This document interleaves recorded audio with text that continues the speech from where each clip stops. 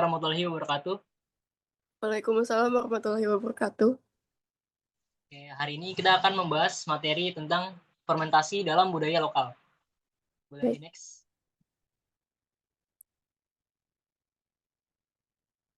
Oke, tujuan pembelajaran kita hari ini adalah mengidentifikasi contoh praktik fermentasi tradisional di lingkungan sekitar sebagai bentuk etnoscience, menjelaskan konsep ilmiah proses fermentasi pada contoh makanan tradisional, mengidentifikasi dan menganalisis secara mandiri praktik etnoscience di lingkungan sekitar, dan menunjukkan sikap menghargai budaya lokal dan peduli terhadap pelestarian makanan tradisional sebagai bagian dari identitas daerah. Boleh di next.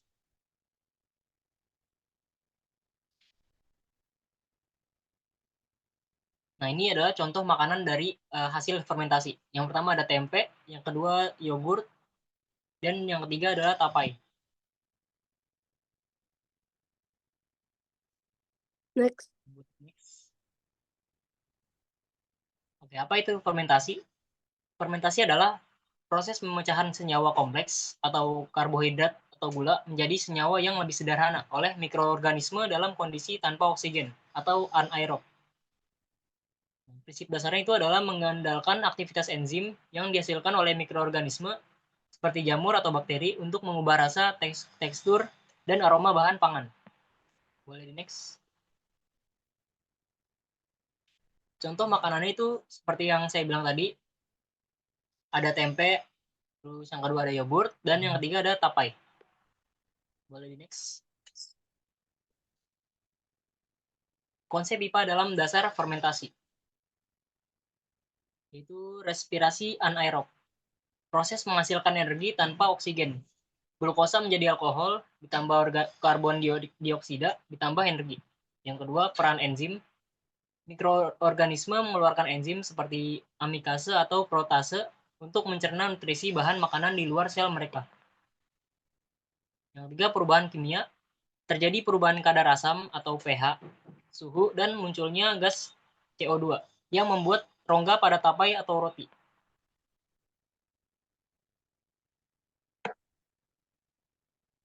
Nilai etnoscience dalam pengolahan makanan. Etnoscience adalah pengetahuan asli masyarakat atau budaya yang dipelajari secara ilmiah. Nilainya itu ada 3. Yang pertama, kearifan lokal. Masyarakat zaman dulu sudah tahu cara membungkus tempe dengan daun jati atau daun pisang agar suhunya terjaga, meski belum mengenal istilah mikrobiologi. Yang kedua, nilai standarisasi alami. Penggunaan ruyak atau ragi pasar adalah bentuk teknologi tradisional dalam menjaga keberlanjutan produk pangan. Yang ketiga, nilai budaya. Fermentasi tradisional bukan sekadar cara masak, tapi bagian dari identitas bangsa, seperti tempe yang diakui di dunia dan cara bertahan hidup dengan mengawetkan hasil panen secara alami. Boleh di next.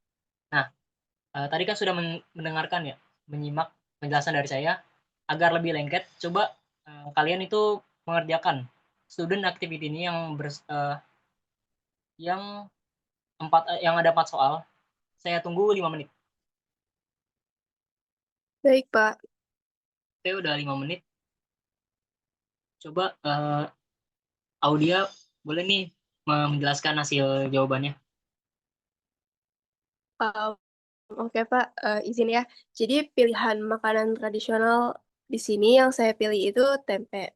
Nah, cara buatnya itu tuh, dia itu dari kedelai yang awalnya dibersihkan dulu, direbus sampai setengah matang, habis itu tuh direndam, biasanya kayak setengah malam gitu, biar ada pengemasan alaminya.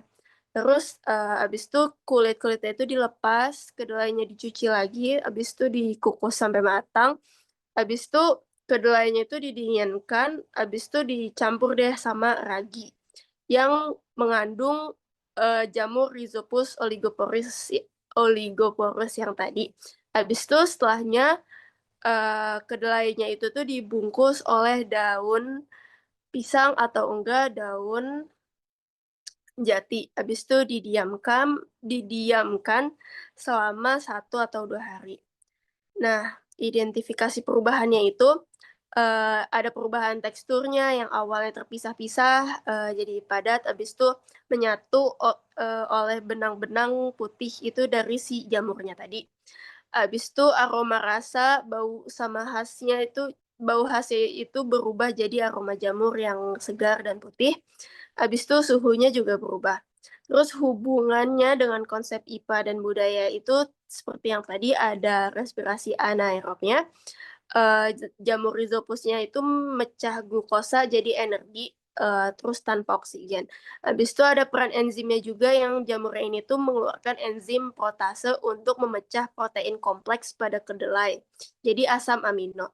Habis itu kondisi lingkungannya ini, nah ini tuh proses untuk memerlukan kondisi anaerob, atau minim oksigen agar jamur tuh tumbuh dengan optimal.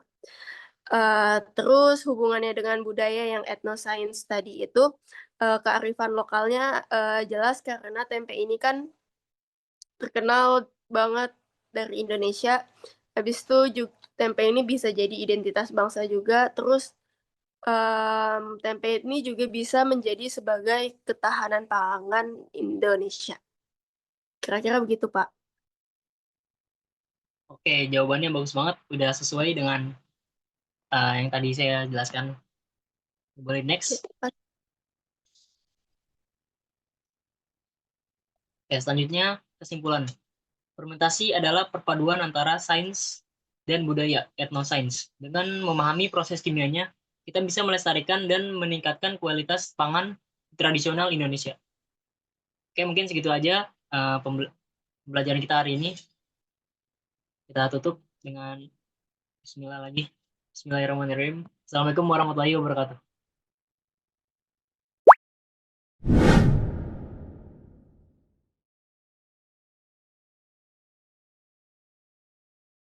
Assalamualaikum warahmatullahi wabarakatuh.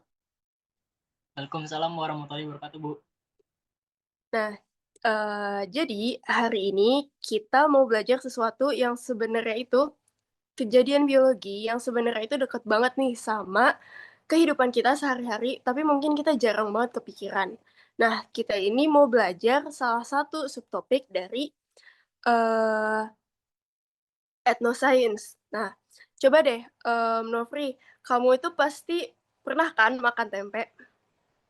Nah, Tahu kan kalau misal tempe sebelum digoreng itu kan dia kan kayak dilapisi oleh daun gitu. iya, Nofri tahu nggak sih kalau misalkan itu tuh dia habis melewati proses biologis atau yang dikenal dengan mikrobiologis. Nah, itu tuh yang disebut ethnoscience. Nah, singkatnya, ethnoscience itu adalah pengetahuan asli masyarakat atau budaya kita yang kalau kita pelajari secara ilmiah itu ternyata masuk akal banget. Nah, hari ini kita belajar tentang subtopik dari si ethnoscience ini, yaitu fermentasi dalam budaya lokal. Nah, biar menarik, kita harus sama-sama tahu tujuan pembelajaran kita kali ini tuh apa sih. Nah, tujuannya agar kita ini sama-sama bisa mengidentifikasi contoh praktik fermentasi tradisional di lingkungan sekitar sebagai bentuk ethnoscience, dan kita juga bisa menjelaskan konsep ilmiah proses fermentasi pada contoh makanan tradisional yang dikaji. Terus kita juga bisa analisis nih secara mandiri praktik ethnoscience di lingkungan sekitar kita. Nah, selanjutnya kita bisa menentukan sikap kita sendiri untuk menghargai budaya lokal sebagai dari proses fermentasi tersebut. Nah, di sini ada tempe, yogurt, tapai. Ini tuh kan pasti makanan-makanan yang sebenarnya itu udah nggak asing lagi di kita, tapi kita sama-sama suka nggak nyadarin kalau misalkan ternyata makanan-makanan ini tuh dibuat dari proses fermentasi ini. Nah, biar kita makin tahu, biar kita makin paham. Kap rasanya kalau tidak membeli oleh-oleh peyem Bandung alias tape. Adik-adik tahu nggak sih kalau tape terbuat dari hasil fermentasi jamur? Terdengar nggak ya? dengar, Bu. Oke, ditonton dulu ya videonya. Jamur loh.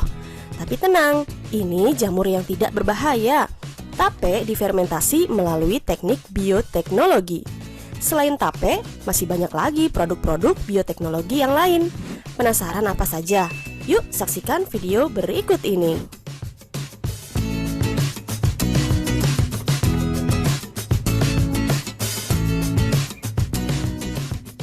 Bioteknologi adalah cabang biologi yang mempelajari pemanfaatan makhluk hidup maupun produk dari makhluk hidup dalam proses produksi untuk menghasilkan barang dan jasa demi kepentingan manusia. Bioteknologi adalah ilmu terapan karena menggabungkan berbagai cabang-cabang ilmu, antara lain biokimia, biologi molekuler, mikrobiologi, genetika, kimia, dan lain-lain. Terdapat dua jenis bioteknologi, yaitu ada yang konvensional dan ada yang modern. Bioteknologi konvensional disebut juga bioteknologi tradisional. Ciri bioteknologi konvensional antara lain sudah ditemukan sejak 6.000 tahun sebelum Masehi. Wow, lama sekali ya. Peralatan dan metode yang digunakan masih sederhana. Prosesnya kurang steril, relatif lebih murah, dan produk yang dihasilkan terbatas dengan kualitas yang belum terjamin. Teknologi ini memanfaatkan mikroorganisme secara langsung dengan prinsip kerja fermentasi. Siapa saja bisa membuat produk-produk bioteknologi konvensional, apalagi orang dengan ilmu yang didapat secara turun-temurun, misalnya dari orang tua atau dari kakek neneknya. Nah, contoh produk bioteknologi konvensional sebagian besar berupa produk pangan, misalnya tempe, tape, roti, keju, nata de coco, dan lain-lain. Yuk kita kenali satu persatu. Tempe, makanan khas Indonesia ini berbahan baku kacang kedelai. Untuk membuat tempe perlu ditambahkan ragi yang berasal dari jamur Rhizopus oryzae. Setelah menjadi tempe, kandungan protein yang terkandung di dalamnya menjadi lebih mudah dicerna oleh tubuh. Berbeda saat masih dalam bentuk kacang kedelai yang sulit dicerna tubuh. Produk selanjutnya yaitu tape atau peyem. Membuat tape bisa berasal dari bahan baku singkong maupun beras ketan yang mengalami proses fermentasi menggunakan jamur Saccharomyces cerevisiae. Jamur tersebut dikenal dengan nama ragi tape. Proses fermentasi tape dengan cara mengubah glukosa yang berasal dari bahan baku singkong atau beras ketan menjadi alkohol dan karbon dioksida. Alkohol? Bukannya ini minuman yang memabukkan ya? Yap, betul. Tapi saat makan tape tidak akan membuat mabuk karena kadar alkohol yang diproduksi sangat kecil. Selain membuat tape, jamur Saccharomyces cerevisiae juga bisa dipakai untuk membuat roti, donat, bahkan wine atau bir. Pada pembuatan roti atau donat yang biasanya dipanaskan, maka alkohol yang terbentuk akan menguap ke udara, sedangkan karbon dioksida akan terjebak di dalam adonan tepung terigu. Karbon dioksida tersebut berusaha keluar dari adonan dan mendorong adonan sehingga adonannya menjadi mengembang. Jadi, yang membuat adonan roti atau donat mengembang akibat desakan gas karbon dioksida ya. Nah, sedangkan untuk pembuatan wine atau bir memiliki kadar alkohol yang sangat tinggi. Eits, ingat, sebagai orang Islam diharamkan ya makanan atau minuman yang memabukkan. Produk selanjutnya yaitu kecap, tauco, dan juga oncom. Ketiga makanan tersebut berbahan baku sama, yaitu kacang kedelai. Kecap difermentasi menggunakan jamur Aspergillus wenti. Tauco dari jamur Aspergillus oryzae. Sedangkan oncom dari jamur Neurospora crassa. Berikutnya adalah yogurt. Yogurt adalah susu yang difermentasi atau diasamkan. Untuk membuat yogurt bisa menggunakan bakteri Streptococcus thermophilus, Lactobacillus bulgaricus, atau Lactobacillus casei. Fungsi bakteri tersebut untuk mengubah gula susu atau laktosa menjadi asam laktat, sehingga rasa susunya menjadi asam. Selanjutnya, nata de coco yang berasal dari air kelapa sebagai bahan baku utamanya. Nata de coco menggunakan bakteri Acetobacter psyllinum yang berfungsi mengubah gula atau glukosa menjadi selulosa. Ada lagi keju. Bahan baku pembuatan keju sama seperti yogurt, yaitu dari susu juga. Hanya berbeda jenis mikroorganisme untuk fermentasinya. Keju bisa menggunakan mikroorganisme dari kelompok jamur dan bisa juga dari kelompok bakteri. Jika berasal dari jamur, bisa menggunakan Penicillium requeforti dan Penicillium camemberti. Sedangkan jika berasal dari bakteri, menggunakan Lactobacillus lactis, Streptococcus salivarius, atau Lactobacillus plantarum. Selain makanan-makanan tadi yang telah kita bahas, produk bioteknologi konvensional lain adalah cuka. Fermentasi asam cuka adalah proses lanjutan dari fermentasi alkohol. Ingat kan tentang tape, roti, atau bir yang tadi? Artinya bahan baku untuk membuat cuka berasal dari alkohol yang difermentasi secara aerob atau membutuhkan oksigen. Berbeda dengan fermentasi produk-produk bioteknologi yang lain yang umumnya dilakukan secara anaerob atau tanpa oksigen dengan cara ditutup rapat. Untuk membuat cuka menggunakan bakteri Acetobacter aceti agar dihasilkan asam asetat dan juga air. Selain berasal dari bahan baku alkohol, ternyata membuat cuka bisa juga dari buah apel yang disebut cuka apel. Nah, kalau tadi kita mempelajari bioteknologi konvensional, sekarang kita kenal yuk ciri-ciri bioteknologi modern. Bioteknologi modern baru ada sejak ditemukannya DNA pada tahun 1953. Peralatan dan teknologi yang digunakan lebih canggih dan modern. Prosesnya harus dilakukan secara steril dengan biaya yang lebih mahal. Produk yang dihasilkan banyak dengan waktu yang relatif lebih cepat dan kualitasnya pun lebih terjamin. Bioteknologi ini dapat menggunakan mikroorganisme langsung atau bagian tubuh dari organismenya saja. Prinsip kerjanya yaitu rekayasa genetika. Hanya orang yang profesional sajalah yang mampu melakukan proses bioteknologi ini. Nah, contoh produknya yaitu tanaman dan hewan transgenik, hewan hasil cloning, insulin buatan, vaksin, antibodi monoklonal, dan lain-lain. Penasaran proses-prosesnya seperti apa? Nantikan di video selanjutnya.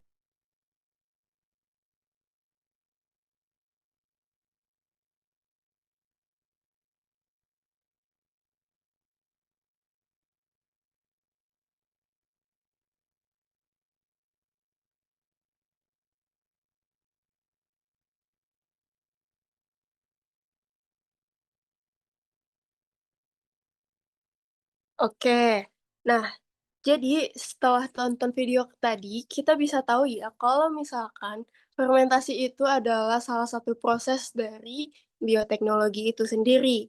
Nah, tapi fermentasi itu apa sih? Nah, fermentasi itu adalah proses pemecahan senyawa kompleks, yaitu karbohidrat atau gula menjadi senyawa yang lebih sederhana oleh mikroorganisme dalam kondisi tanpa oksigen yang biasa disebut itu anaerob.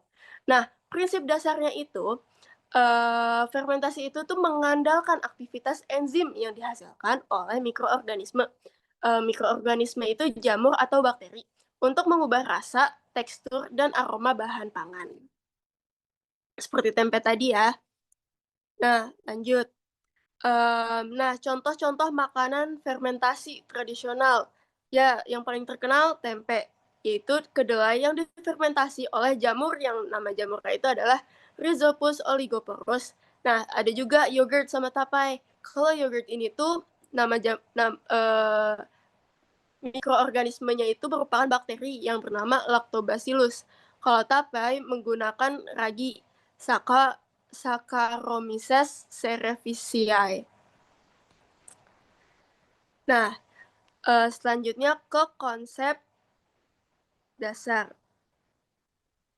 IPA dalam dasar fermentasi. Nah, yang pertama respirasi anaerob. Anaerob itu tadi apa sih? Nah, tadi kan udah dibahas kalau misalkan anaerob itu adalah kondisi tanpa oksigen. Jadi dia menghasilkan energi tanpa oksigen. Nah, itu tuh kalau rumus kimianya itu adalah glukosa yang menjadi alkohol ditambah karbon dioksida dan ditambah energi. Ya, terjadilah respirasi anaerob ini. Lalu yang kedua, peran enzim. mikroorganisme ini tuh mengeluarkan enzim-enzim yang seperti tadi amilase atau protease untuk mencerna nutrisi bahan makanan di luar sel mereka. Selanjutnya perubahan kimianya. Nah, jadi ada perubahan yang terjadi oleh kadar asam atau pH-nya, suhu, terus ada juga yang munculnya gas karbon dioksida CO2 yang seperti yang buat kan kalau misalkan kita makan roti itu ada rongga-rongganya sedikit itu kan. Nah, itu tuh munculnya itu diakibatkan oleh gas karbon dioksida ini. Nah, lalu nilai etnosains dalam pengolahan makanan. Eh,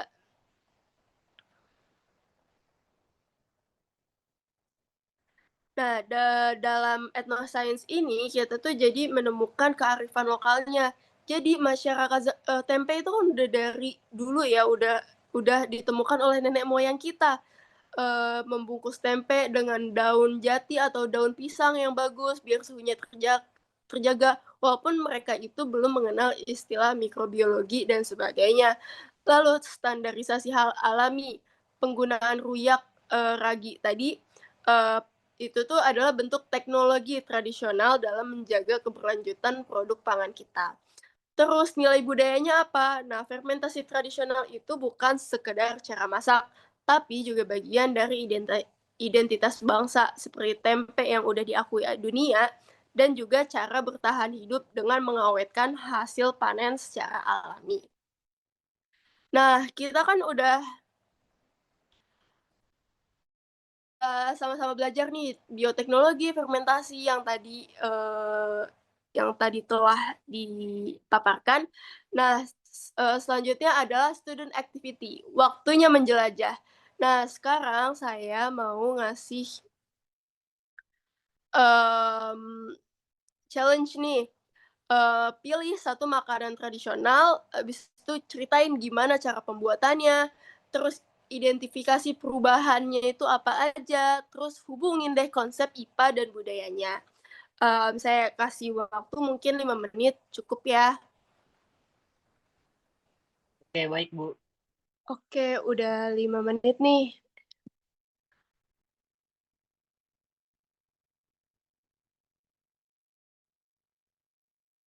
Oke, udah 5 menit nih. Boleh dong, Nofri, buat ayo nih ikut challenge, paparin apa yang makanan yang udah kamu pilih, terus gimana cara buatnya, dan sebagainya.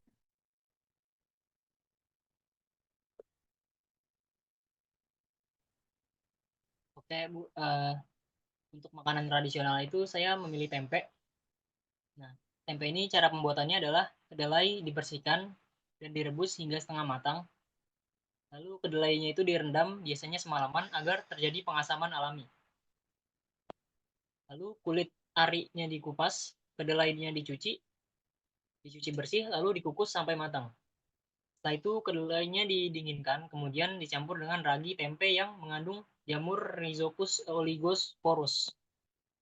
Setelah itu terakhir kedelainya itu dibungkus menggunakan daun pisang atau daun jati dan didiamkan selama 1-2 hari di tempat yang hangat.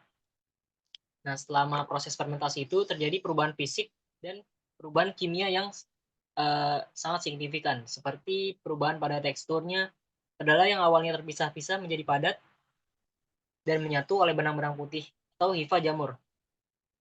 Kedua, aroma dan rasanya. Bau khas kedelai berubah menjadi aroma jamur yang segar dan gurih. Yang ketiga itu suhu saat proses berlangsung, bungkusan tempe akan terasa hangat.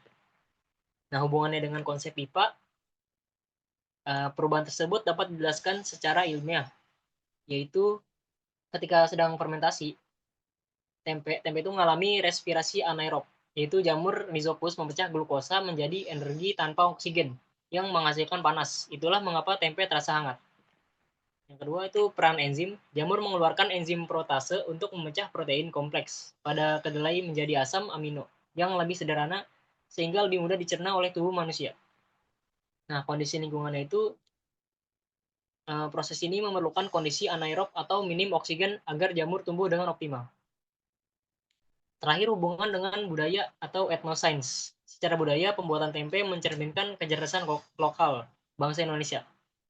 Kearifan lokalnya itu penggunaan daun jati atau daun pisang bukan sekedar tradisi, tapi berfungsi sebagai isolator suhu alami agar proses inkubasi berjalan sempurna. Nah, tempe itu bukan hanya makanan murah, melainkan bagian dari identitas bangsa Indonesia yang sudah diakui di dunia sebagai sumber protein nabati yang unggul. Ketahanan pangannya itu, teknik fermentasi ini adalah cara masyarakat zaman dulu mengawetkan hasil panen secara alami tanpa bahan kimia. Itu penjelasan dari saya, Bu. Oke, makasih Nofri. Keren banget. Poin plus buat Nofri. Penjelasannya udah lengkap banget dan dapat dimengerti. Yeay. Oke, sampai nih. Nah, fermentasi itu adalah perpaduan antara IPA dan budaya. Nah, dengan memahami proses gimana cara fermentasi itu terjadi, kita bisa melestarikan dan meningkatkan kualitas pangan tradisional Indonesia. Segitu aja dari Ibu. Kurang lebihnya mohon dimaafkan. Wassalamualaikum warahmatullahi wabarakatuh. Waalaikumsalam warahmatullahi wabarakatuh. Makasih, Bu.